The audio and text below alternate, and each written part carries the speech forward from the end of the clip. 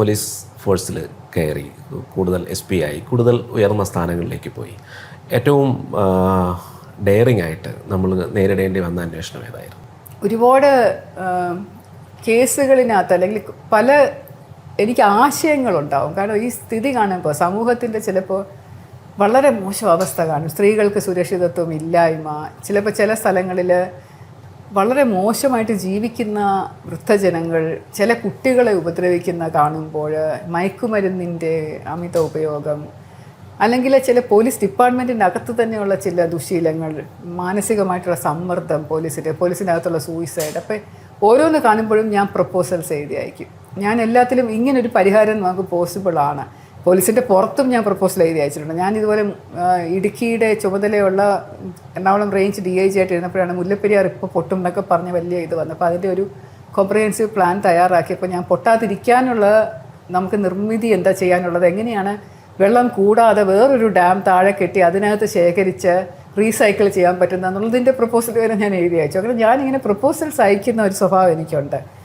ഉന്നമനത്തിനായിട്ട് വൃദ്ധജനങ്ങളുടെ സുരക്ഷയ്ക്കായിട്ട് എന്ത് ചെയ്യാൻ പറ്റും, സ്ത്രീകളുടെ സുരക്ഷയ്ക്കായിട്ട് എന്ത് ചെയ്യാൻ പറ്റും, എങ്ങനെയാണ് കുട്ടികളിലെ മയക്കുമരുന്നിനെതിരെ കുട്ടികളെ ഞാനൊരു സിനിമ തന്നെ എടുത്ത് എല്ലാ ഡിപ്പാർട്ട്മെൻറ്റുമായിട്ട് ചേർന്ന മയക്കുമരുന്നിൻ്റെ വിപത്തിനെ കുറിച്ചൊരു ഫിലിം എടുത്ത് തൃശ്ശൂരുള്ള എല്ലാ സ്കൂളുകളിലും കോളേജുകളിലും കാണിക്കുകയൊക്കെ ചെയ്തു. ആ സമയത്ത് അതെ, പക്ഷേ ഇതിനൊന്നും എനിക്ക് ഒരു പരിധിക്കപ്പുറം സപ്പോർട്ട് തരില്ല. കാരണം ഇത് നടപ്പിലാക്കണം എന്നുണ്ടെങ്കിൽ ഫണ്ട് വേണം, ഗവൺമെൻറ്റിൻ്റെ നിസ്വാർത്ഥ ഒരു സഹകരണം നമുക്ക് കിട്ടണം.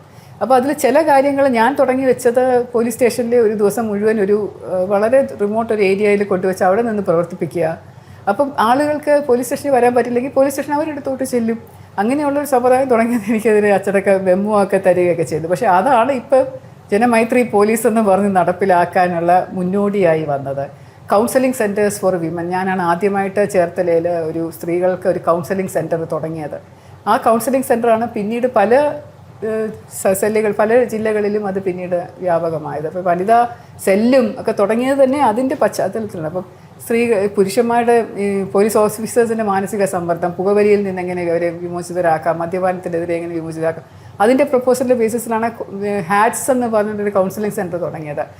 ജനങ്ങൾക്ക് എങ്ങനെയാണ് പോലീസ് സ്റ്റേഷനിൽ വരാതെ അവരുടെ വീട്ടുമുറ്റത്ത് പരിഹാര മാർഗം കാണാമെന്നുള്ളതിന് തുണ എന്ന് തുടങ്ങിയതാണ് ആ തുണ ആപ്പ് വന്നത്.